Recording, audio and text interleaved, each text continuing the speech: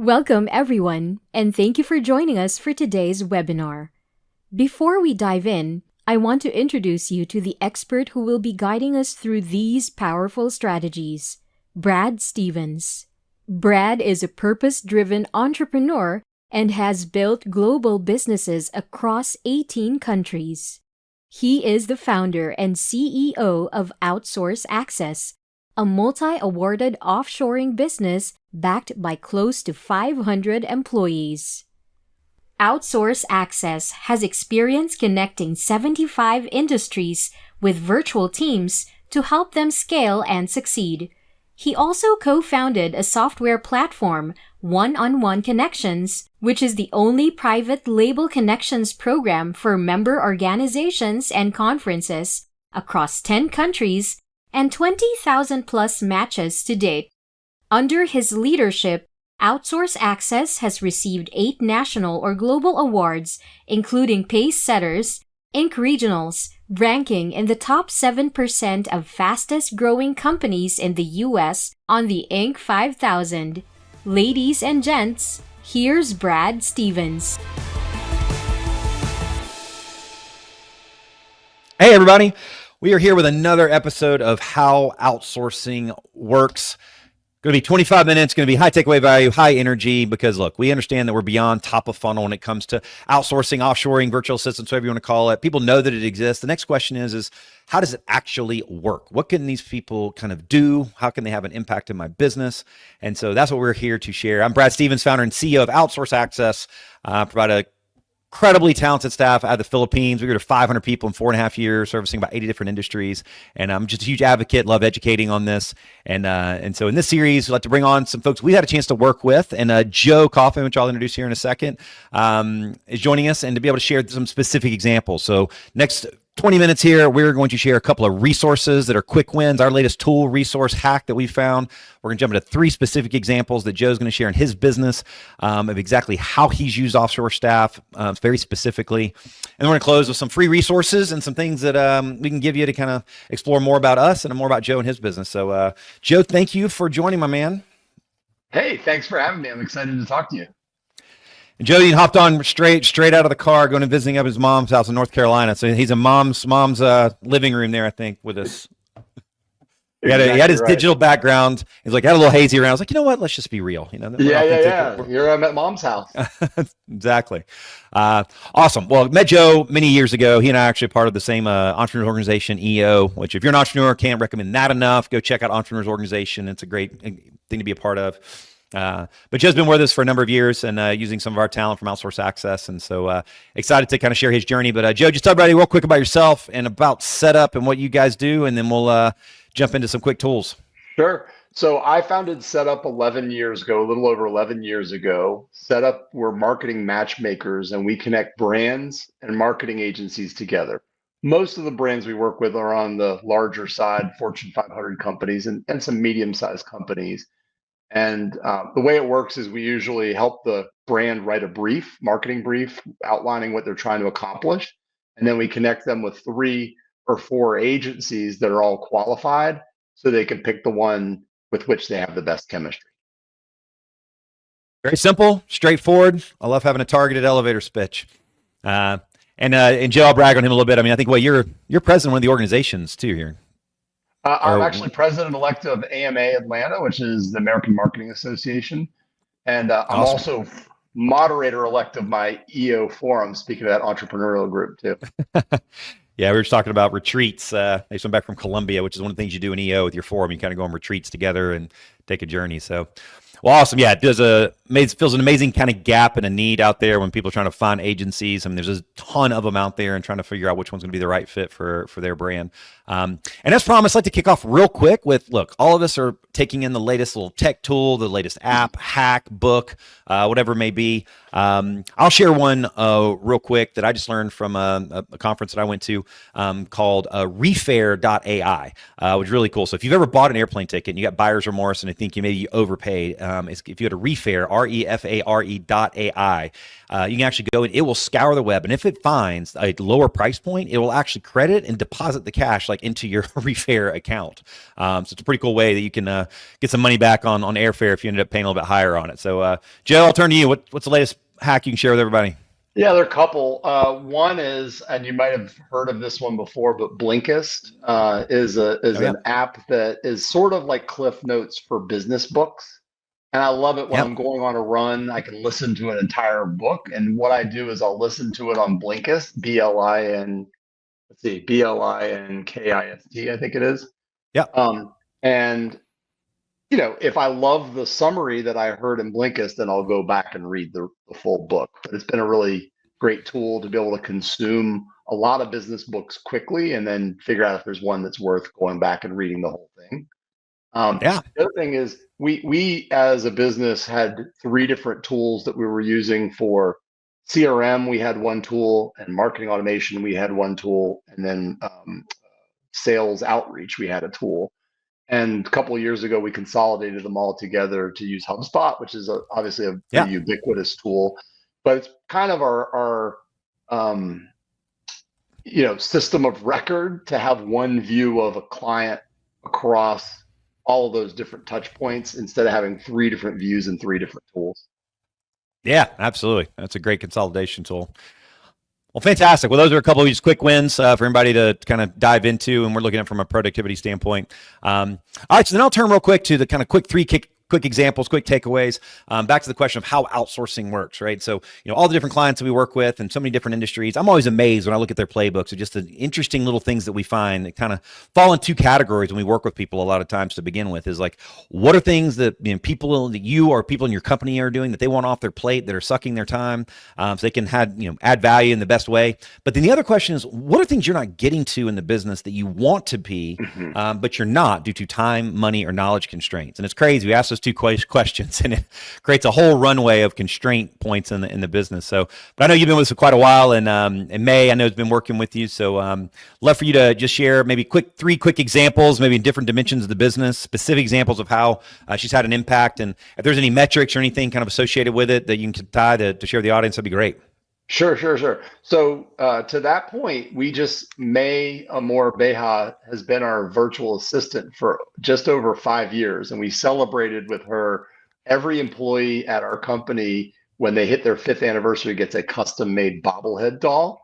And so we had a bobblehead doll made for May and we shipped it to her. It takes, I don't know, like a month and a week, a month and a half to get there. But we shipped her a bunch of company swag as well as this custom made bobblehead to celebrate her 5th anniversary. So we've been really, really happy with, she's a member of our team. Like, she is a member of our team. She's in our Slack every day. She communicates with my entire team, and we couldn't do our business without her. I want to give you some examples of how she's taken on more and more responsibility over time as we've worked with her. And I know one of your questions was sort of about some of the fears and concerns about working with a VA and outsourcing in general.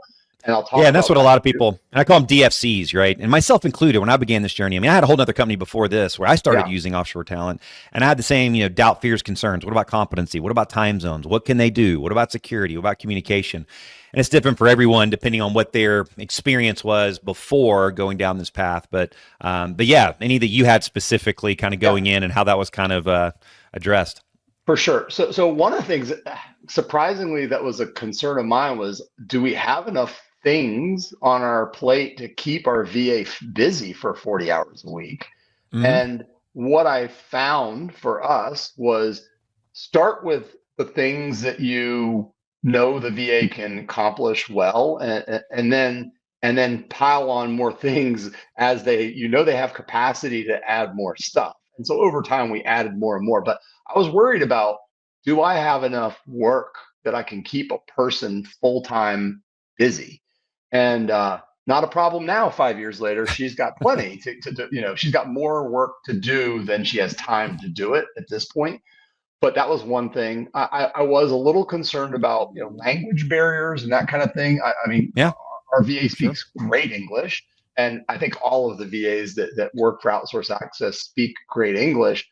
But there are certain um, uh, times when I was concerned about putting her in front of a client and having her communicate directly with the client versus just communicating internally.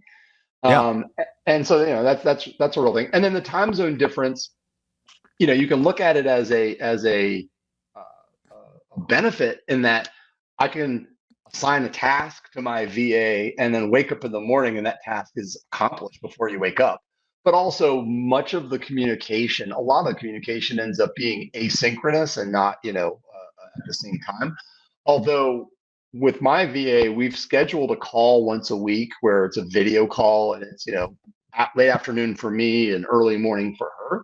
And it's just our call to get on the same page each week and make sure that we're, accomplishing what we need to accomplish and that kind of thing. And then one other thing I'll say is, it is managing another person on the team, right? Like at the end of the Yeah. day, it is you have to communicate with this person and assign the work to the person and then check up on them and make sure that they're feeling like they are part of a team. And we don't treat our VA like an outsourced employee of another company. I mean, when I say she's part of Yeah. our team, every year we do a Halloween costume contest and everybody on the team dresses up in costume, and we also have a pumpkin carving contest.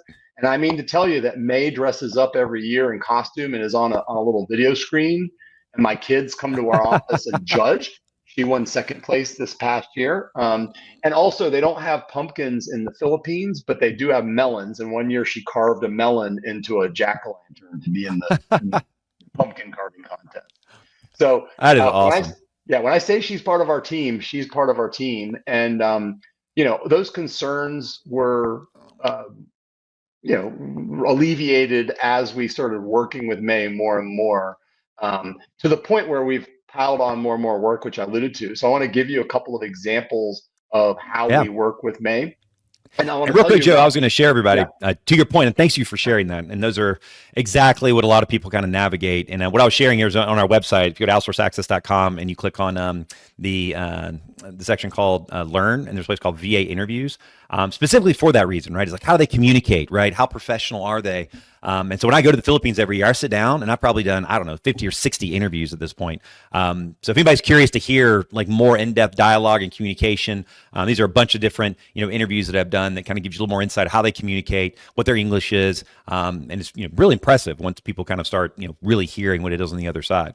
But like you said, it's about being able to get confidence in what they're capable of doing and how they can communicate and becoming a part of your team. And that's another thing it's hard to describe. You tell people this and they're like, how's that actually going to work? Just trust me. And if you invest and become a part of their relationship, that's what ends up happening, right? Is they become a part of your team, part of your culture. They're not this like arm's length, vendor. And knowing May really well. So May, and you may or may not know, she's actually one of our biggest ambassadors for our Virtual Assistants Give Back initiative, which is a big part of what we do in the Philippines every quarter. And we, survey our employees and ask them where do they want to give back, aligned to the United Nations Sustainable Development Goals. I got a chance to speak at actually because of EO, I got a chance to speak at the UN headquarters and learn about the Sustainable Development Goals. And there's 17 of them. And so we survey and say, what do they care most about? Life on land, right? Hunger. And then we fund and support a whole initiative. And actually, I was over there last November. One of those is we actually helped fund a cancer center that supported about 200 children. They were about to lose their building. And we came together as a company and helped them save that building to support those children. And May has been one of our biggest advocates. And she's actually our ambassador for our VA Give Back program. She's always at all the events that we do. And so, super proud of her commitment and contribution there from her personality standpoint. So I think you've probably heard a little bit about that, but just want to make sure you knew about her involvement there. Absolutely. And in fact, we've donated money to some of those causes that she's supporting there in the Philippines because we want to support her and her effort to give back. So, yeah, that's amazing that y'all have that program, and also that, we want to support May in those endeavors too, because we want to support the whole person, not just, the worker, so to speak. I mean, Sure. I, she's got two young kids at home, and been with us for 5 years. So I remember when they were little babies, and now they're much older kids. So it's been fun to evolve that relationship over time. And getting back to kind of where I was about some of the things that we asked May to do, Yeah, yeah. she's evolved her skill set over time quite a bit. So I'll give you an example. When we first started with her, a lot of the work we had her doing was things like, hey, these are a bunch of bounced emails. Can you research them and find the correct email for this person? And they were kind of like drudgery task kind of things. And Mm-hmm. over time, May was curious and she wanted to really learn and grow as a person and as a worker and as a VA. And so I don't know, it was 3 or 4 years ago, she said, hey, you know what? I'm really interested in video editing. And we said, oh, okay, well, maybe we can have you start editing some of our video. And she said, yeah, but you know what? My computer crashes every time I try to edit video.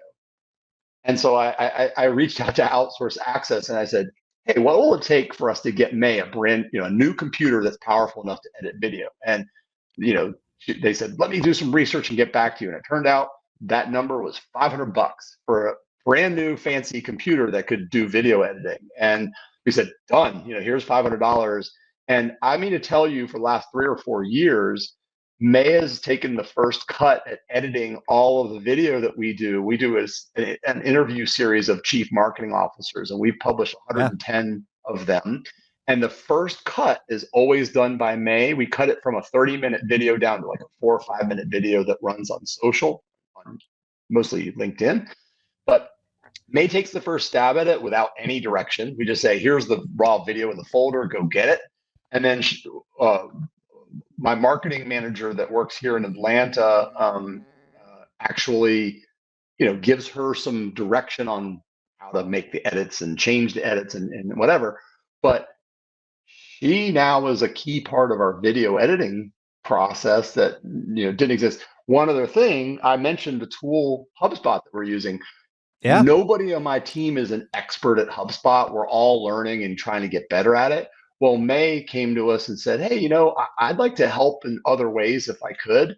And so we said, how about you learn HubSpot?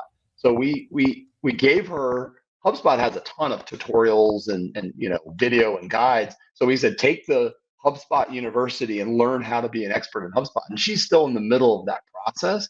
Yeah. But it's a great example of like, she's upskilled herself now and made herself even more valuable to us. And now we're going to start leaning on her to answer questions about a tool that we use every day.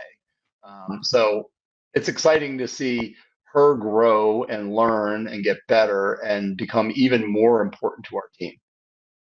That's awesome to share. I mean, that's, and as we've grown as a company, I mean, Joe's been with us for 5 years. And so we start with, with our staff and kind of from an equipment standpoint, right? It's kind of like, what is the base equipment and that they kind of have? And then there's kind of extra needs based on different types of software and what have you, but trying to facilitate and make sure, and we've even leveled up kind of an equipment standpoint to make sure they can kind of support all the work that they're doing. And, so much of it's web-based now and we use HubSpot as well. So I certainly know, I mean, HubSpot used to be relatively more simple, but now it's like NASA when you go in there. It's kind of like, I remember like when I first started with Salesforce, like I was an early adopter of Salesforce, I think like 12 years ago. And it was just like simple, user-friendly. Weren't you ActiveCampaign at one point? No, we hadn't used it. We used Infusionsoft. Infusionsoft, thank you. Yeah, Infusionsoft. Yeah. But it's amazing, these softwares, that as they start, trying to cater to enterprise, and every time I go into HubSpot, like the font keeps getting smaller and smaller, and there's like new things that are in there. But honestly, I'm glad you mentioned that because that's a huge area. I was actually just having a lunch meeting, and with a guy that's in the commercial real estate property management space. And there's tons of software in any industry, right? And the problem is that it's just like our cell phones, right? I mean, like our iPhones, I mean, we buy it for all the features, but we literally use 3% of what it's capable of because there's just not enough capacity to use all the bells and whistles a lot of times. And so we're finding, just like what you did with May with HubSpot, is it's a place that's one of the first things that our staff will do is we'll go in and become super users and squeeze all the juice out of it, all the capabilities that it has to either help generate some additional revenue. We had this one client and they had a lot of businesses have tons of dormant leads in their CRM that never get touched, right? Always going after the new ones. And so we helped them go after, they had 3,000 dormant leads over so many years. They sold rugs through interior designers. And when our staff went in, created a process, we generated $500,000 in revenue from dormant leads in 6 months. Awesome. So anyway, the software platforms and being able to maximize those. and just the mentality to level up. Part of what we try to provide is, we invest about 30 grand a year in LinkedIn learning. So anytime our staff want to take on new skills and develop, like what you're talking about with video editing, is be able to provide the training and education so that they can kind of level up. Because like you said, it starts off with that short list. And then once you get confidence of what they're capable of, then you're like, well, let's try this and this. And as long as they're showing a desire and, providing the skills, they can continue to level up in the journey. Yeah, she still does all the tasks that we assigned her in year one. She's just added more and more to the list, and it's been fun to watch as she is hungry to learn and grow. We can pile more and more on her plate, and we often ask her, "Are you good? Are you overwhelmed? Do you have too much?" And her answer is usually, "No, no, I'm good. I can take on more." It's been awesome to see her grow with us over time, and there are things that I trust her with now that I didn't necessarily trust her with 4 or 5 years ago. Like, for example, she reads all my emails in my inbox and helps me sort them into different folders. What are the things that are crucial for me to respond to directly now? What are the things I can read later? What are the things I'm just waiting on somebody else to get me something important? And I trust her implicitly to be able to help me save a ton of time and energy. I mean, as you can imagine, I get thousands of emails every day, just like all of us do, I guess, these days. But to be able to have somebody that you trust help you identify the ones that are truly require action today versus those that just are nice to read later, it's been awesome. Yeah, email management is that's one of the very first things when I got my very first VA, many years ago, was email management, because it will absolutely suck the life out of you, especially now more than ever with all the content that's coming our way, and AI is generating a million things, per minute. Mm-hmm. It continues to just like unpack and unpack. So what have you created? In terms of her organization process, like, a lot of people ask, can someone manage email for me, right? So how have you kind of coordinated the process? And we have a whole course and training with people that we provide. But what's the process you've ended up figuring out with her to best manage the folder systems? So we use Google Drive and Google for everything, and so she's very active in our Google Drive and also our Gmail. Gmail runs our company email, so she's just set up as a delegate in my email, and also Amanda, my president of our company, she's actually managing her inbox too now, and she's a delegate that can just log in and sort through email and do what she needs to do in there. But she's fully active in G Suite. And then, of course, like I mentioned, we use Slack as our communication channel, and she's in Slack. And there are times when she's communicating with other people on the team or specific people on the team or the whole team and that kind of thing. And we also use it to celebrate wins and things like that and honor each other. And like often we do a weekly huddle and a daily stand up. And part of that is shout outs and wins. And so often we'll give May shout outs, because she helped with this thing or we needed help for this thing.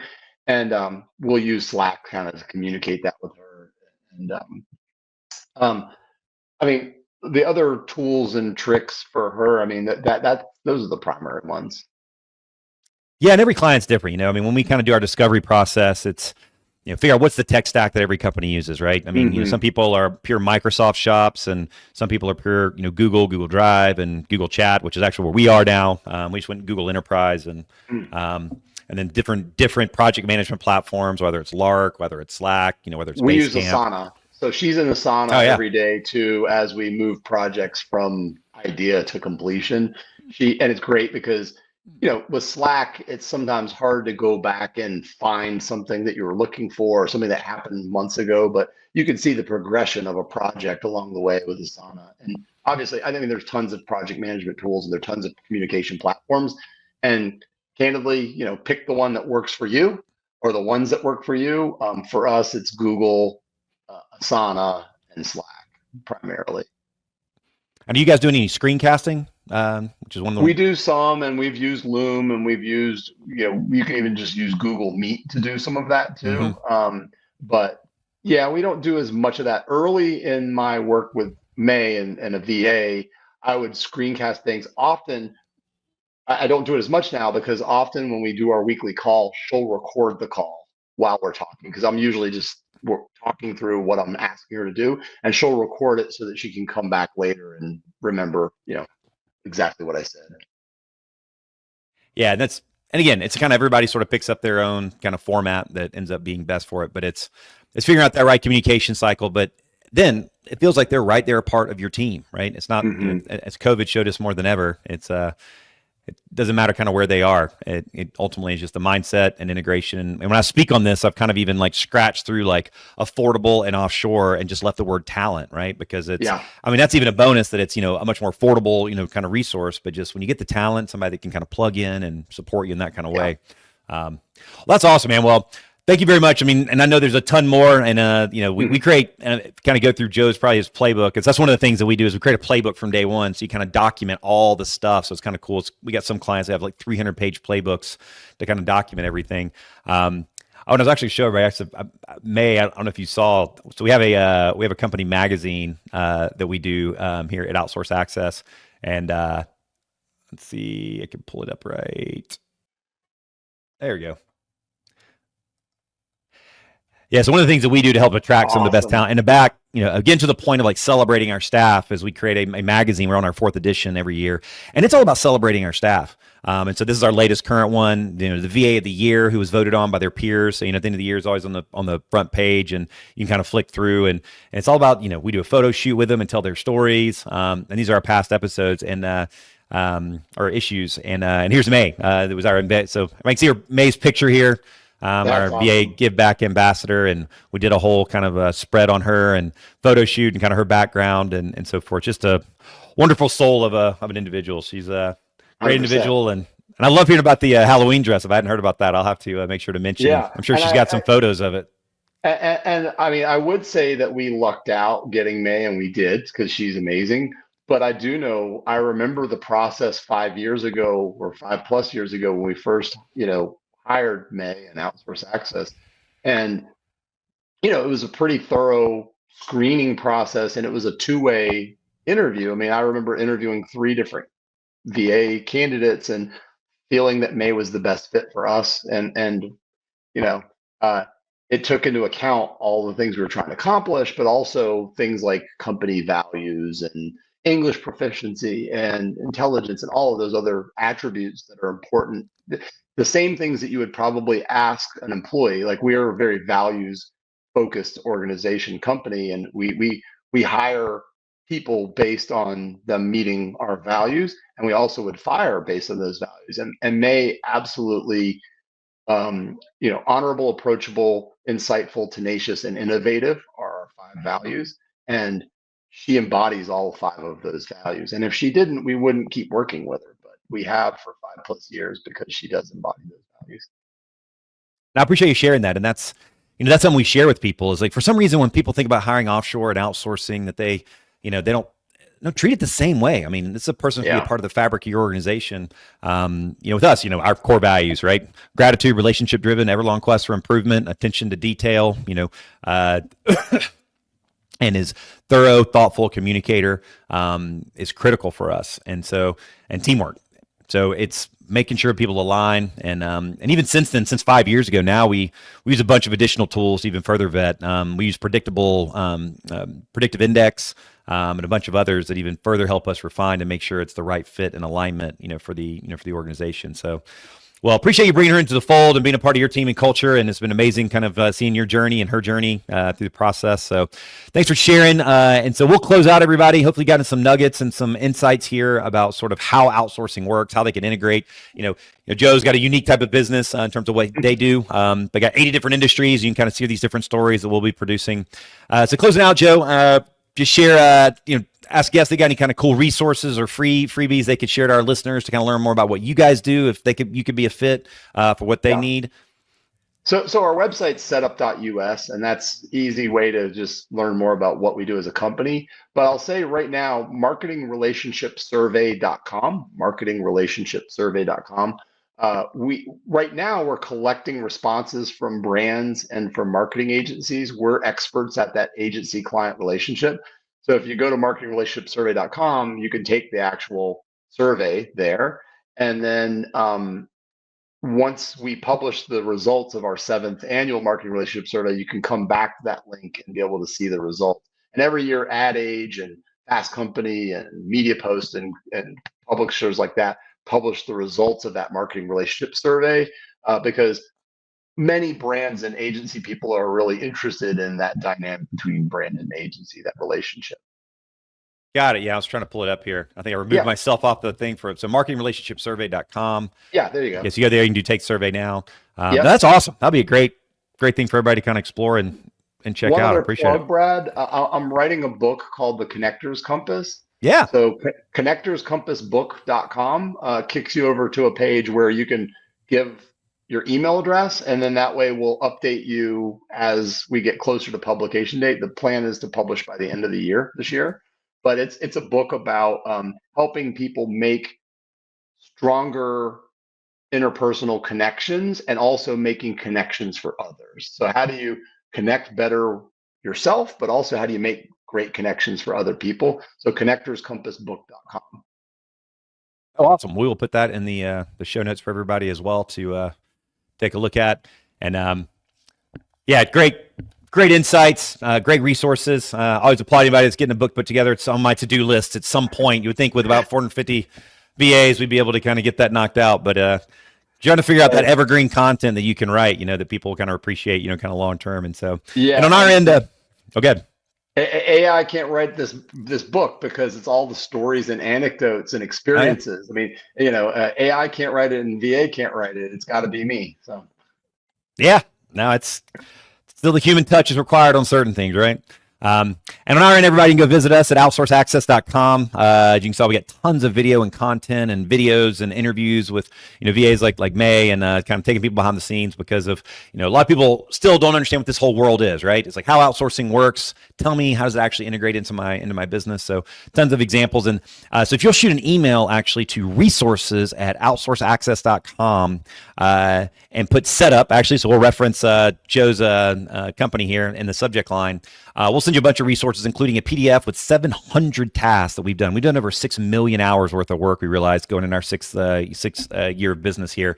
And then we're also going to provide to you this, which is called our 2-question exercise. And it is a great way to begin the journey. If you never outsource a thing, we get such amazing feedback on this. We'll send you a link to it. It's a Google Doc template. There's a video there where I kind of explain how to do it.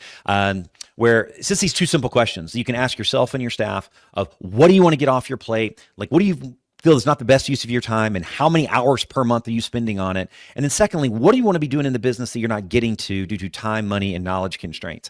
And so in this, we got over 700 tasks that you can just scroll through that'll get your brain thinking through.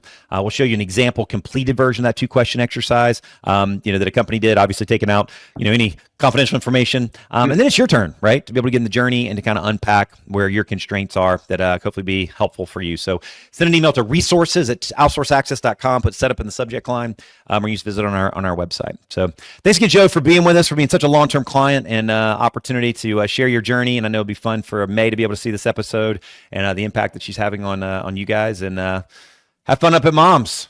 All right. Appreciate it. Thanks for the time, Brad. Everybody, take care. You too.